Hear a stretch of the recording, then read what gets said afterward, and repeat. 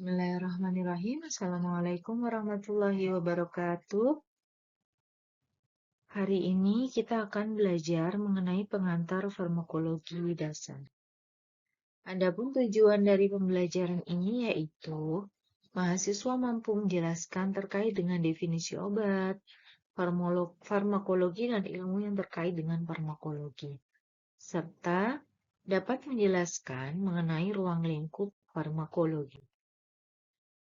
Adapun materi dalam pembelajaran ini yaitu yang pertama terkait dengan farmakologi, kemudian definisi dan sejarah obat, dan ilmu-ilmu yang terkait. Definisi farmakologi. Jadi, farmakologi adalah suatu ilmu yang mempelajari pengetahuan obat dengan seluruh aspeknya, baik sifat kimia maupun fisika. Kemudian juga terkait dengan kegiatan fisiologi, resorpsi, dan nasib dalam organisme hidup. Ilmu yang terkait dengan farmakologi ini yaitu ada beberapa. Yang pertama terkait dengan farmakognosi, ilmu terkait dengan tumbuh-tumbuhan, terkait biofarmasi, farmakokinetika, dan farmakodinamik. Kemudian ada toksikologi dan farmakoterapi. Untuk farmakognosi yaitu merupakan cabang ilmu farmakologi yang mempelajari sifat-sifat tumbuhan serta bahan lain yang merupakan sumber obat. Sedangkan farmakoterapi adalah cabang ilmu yang berhubungan dengan penggunaan obat dalam pencegahan dan pengobatan suatu penyakit. Farmakoterapi ini juga mempelajari aspek farmakokinetik dan farmakodinamik dari suatu obat, sehingga bisa digunakan untuk mengobati penyakit tertentu. Untuk toksikologi, yaitu merupakan suatu ilmu yang mempelajari keracunan zat kimia, termasuk obat itu sendiri, ataupun zat-zat yang digunakan dalam rumah tangga, industri, seperti yang sering dipakai, yaitu insektisida, pestisida, dan pengawet.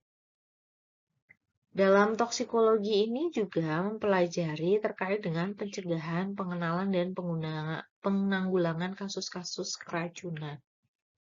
Adapun biofarmasi yaitu merupakan bagian ilmu yang meneliti pengaruh formulasi obat terhadap efek terapeutiknya.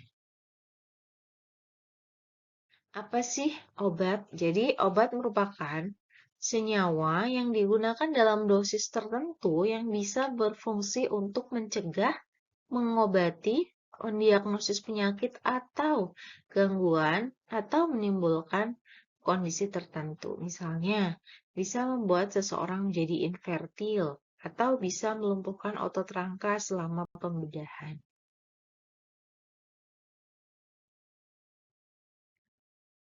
Berikut adalah terkait sejarah pengembangan obat. Awalnya ada tanaman dan hewan yang dapat menyembuhkan penyakit tertentu. Kemudian berdasarkan empiris atau turun-menurun setelah dicoba oleh nenek moyang kita, kemudian tapi belum ada evidence atau belum ada bukti yang jelas. Hanya berdasarkan suatu pendapat bahwa ada tumbuhan dan hewan yang dapat menyembuhkan penyakit tertentu. Kemudian dibuat menjadi bentuk sederhana, misalnya direbus atau kemudian diserbuk, ya terus dimasukkan ke dalam kapsul.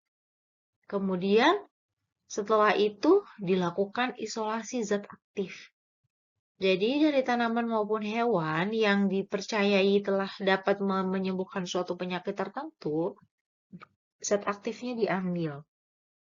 Kemudian karena kondisi tumbuhan dan bahan-bahan alam ini semakin hari semakin menurun, maka dibuatlah sintetis dari zat aktif dengan menggunakan ilmu-ilmu kimia, sehingga hal ini akan lebih ekonomis dan efektif, dan kita bisa memproduksi obat dalam jumlah yang lebih besar lagi, lebih banyak. Adapun terkait dengan obat ini dibagi menjadi 6 kategori. Yang pertama terkait dengan narkotika, kemudian ada obat keras, obat bebas terbatas, obat bebas, serta obat tradisional.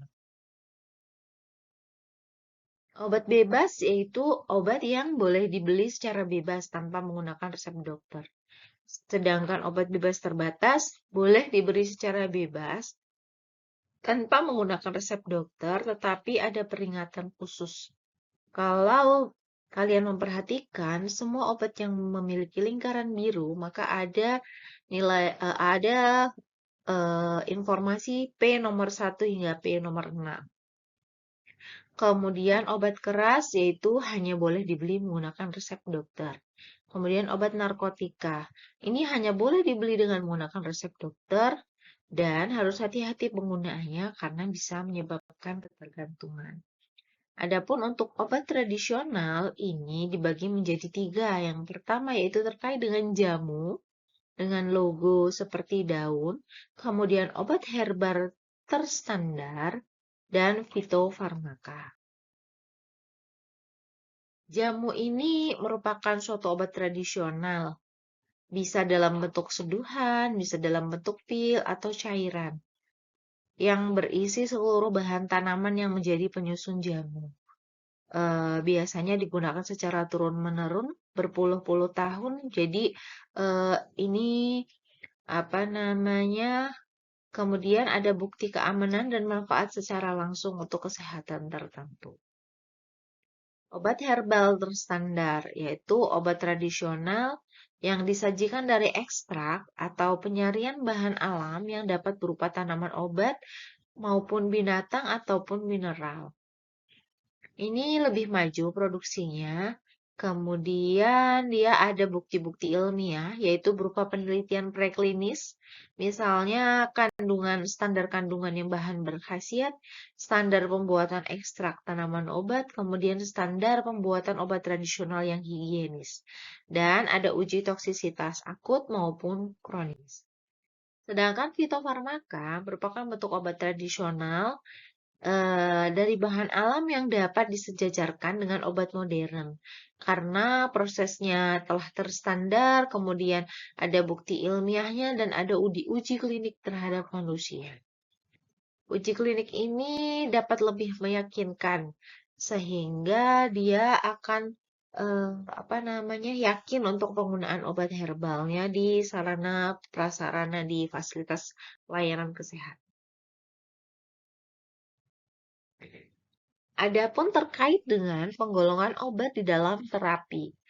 Yang pertama yaitu obat farmakodinamis, obat kemoterapeutis, dan obat diagnostik. Obat farmakodinamis adalah obat yang bekerja meningkatkan atau menghambat proses fisiologi atau fungsi biokimia dalam tubuh, seperti hormon dan organ. Contohnya adalah furosemid. Furosemid merupakan suatu diuretik di mana dia akan meningkatkan kerja ginjal dalam memproduksi urin atau hormon estrogen pada dosis tertentu dapat menghambat ovulasi dari ovarium. Kemudian ada obat kemoterapeutis, adalah obat yang dapat membunuh parasit dan kuman di dalam tubuh tuan rumah, itu maksudnya tubuh kita. Obat kemoterapeutik ini biasanya bekerja untuk membunuh bakteri, virus, jamur, atau sel kanker. Obat ini sebaiknya memiliki kegiatan farmakodinamik yang sekecil-kecilnya terhadap organisme yang menjadi tuan rumahnya atau yang menjadi inangnya, dan berkhasiat membunuh sebesar-besarnya terhadap sebanyak mungkin parasit yang ada di tubuh kita maupun mikroorganisme yang ada di tubuh kita. Obat neoplasma, contohnya obat onkologi, sitostatik, dan obat kanker. Kemudian contohnya pirantelpamot itu dapat membunuh cacing pada dosis yang aman. Yang berikutnya yaitu obat diagnostik. Obat diagnostik itu obat yang dapat digunakan untuk melakukan diagnosis atau mengenali suatu penyakit. Misalnya, untuk mengenal ada penyakit atau tidak di saluran lambung atau usus, bisa menggunakan barium sulfat. Dan untuk saluran empedu bisa digunakan natrium propanoat dan asam iodin organik lainnya. Berikut ada terkait dengan obat generik dan obat paten. Obat generik itu adalah obat dengan nama resmi suatu obat. Misalnya, paracetamol, kemudian ada aspirin, ada ibuprofen, adalah obat-obat yang dengan nama zat aktifnya. Sedangkan obat paten atau obat branded dengan nama branded yaitu obat dengan milik suatu perusahaan dengan nama khas yang dia dilindungi hukum. Contohnya, sama-sama kandungannya paracetamol, yang satu menggunakan nama paracetamol yang disebut dengan nama generik, kemudian yang satu menggunakan nama misalnya Panadol atau kemudian Sanmol. Atau contohnya ibuprofen dengan nama generik, kemudian ada suatu pabrikan yang mengeluarkan dengan nama Proris atau Varsifen atau yang lainnya. Begitu juga untuk obat-obat yang lain. Ini adalah contoh-contohnya. Jadi nama kimianya adalah asam asetil salisilat, nama generiknya asetosal atau aspirin. Kemudian ada nama patennya ada aspirin Bayer, ada aspilet, ada ascardia. Ada nama kimia hidroksifenilglisilamin atau penicillinic acid, disebut amoxicillin, nama generiknya, kemudian nama patennya ada amoxan, kalmoxilin, lapimox, amoxil, dan lain-lain sesuai dengan pabrik yang memproduksinya. Terkait dengan rute pemberian obat, maka ada rute pemberian dengan efek sistemis dan ada efek lokal. Efek sistemis adalah efek yang masuk ke dalam pembuluh darah manusia. Biasanya ada yang diberikan secara oral. Oral itu adalah melalui ditelan ya, melalui mulut dan kemudian ditelan. Ada oromukosal adalah melalui mukosa mulut kita, baik secara sublingual maupun bukal. Kemudian ada dengan injeksi, ada implantasi subkutan, ada rektal, dan ada transdermal. Kemudian untuk efek lokal, biasanya ada intranasal yang dihirup oleh hidung, intraokuler atau yang lewat mata, intraaurikuler, kemudian ada inhalasi, ada intravaginal, dan ada topikal yang digunakan pada kulit.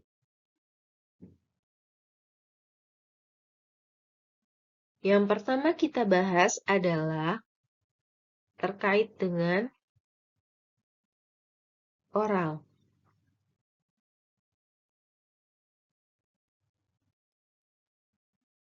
Yang berikutnya kita bahas yaitu terkait dengan pemberian obat.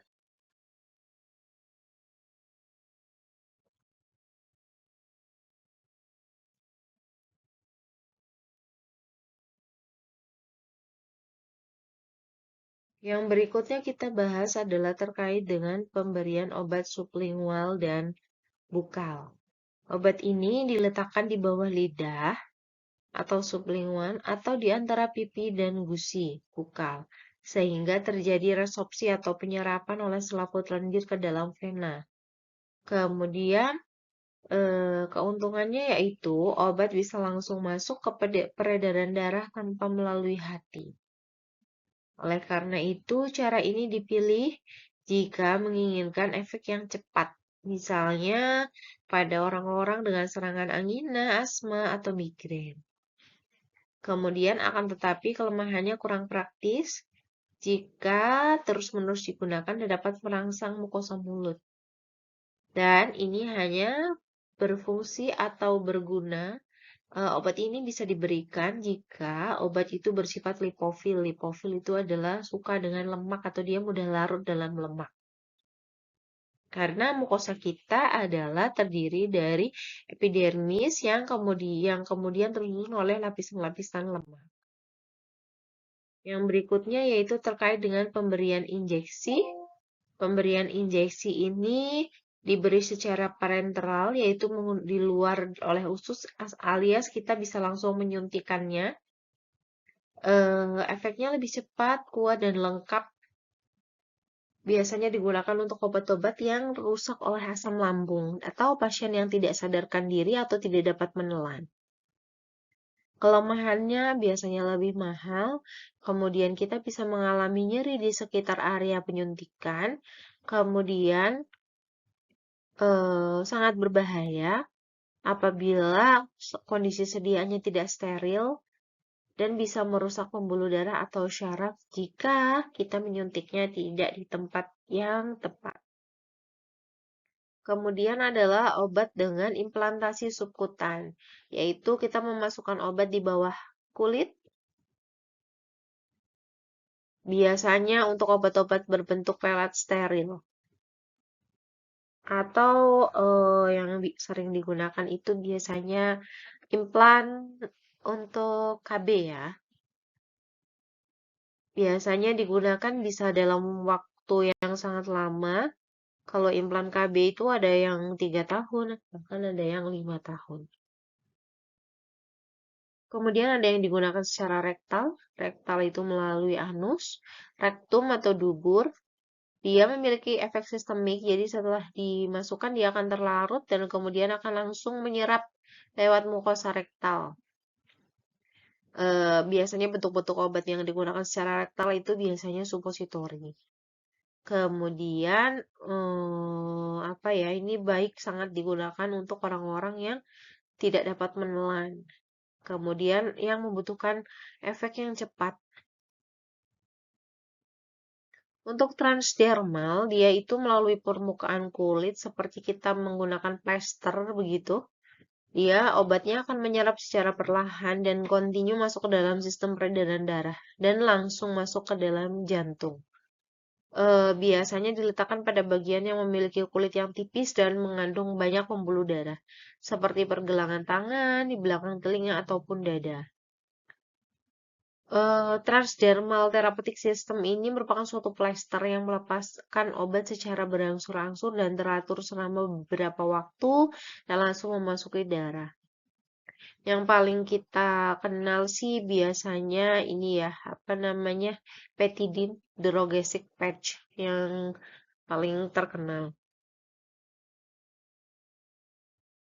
Adapun obat-obat yang memiliki efek lokal, yaitu ada intranasal, jadi melalui selaput lendir hidung, kemudian intraokuler, mukosa mata, intraaurikuler, mukosa telinga, kemudian ada inhalasi, disemprotkan atau diseduh lewat hidung, kemudian intravaginal melalui selaput lendir mukosa vagina, biasanya obat antifungi atau pencegah kehamilan melalui kulit, biasanya dioleskan krim salep atau lotion. Demikianlah presentasi terkait dengan materi pengantar farmakologi dasar kita. Berikut adalah tugas. Tugasnya adalah yang pertama mencari dan menjelaskan macam-macam rute dari injeksi. Jadi injeksi itu memiliki beberapa rute. Silahkan dicari dan dijelaskan. Kemudian tugas dikumpulkan di dalam Google Classroom. Nanti Google Classroom-nya saya informasikan. Kemudian untuk waktu pengumpulannya yaitu akan diinfokan ke si Pen. Tapi untuk saya adalah hari Rabu tanggal 13 Februari 2025, maksimal jam 11.54. Silakan tugas dibuat dengan tulis tangan, kemudian di-scan dan dikumpulkan dalam bentuk PDF. Terima kasih. Wassalamualaikum warahmatullahi wabarakatuh.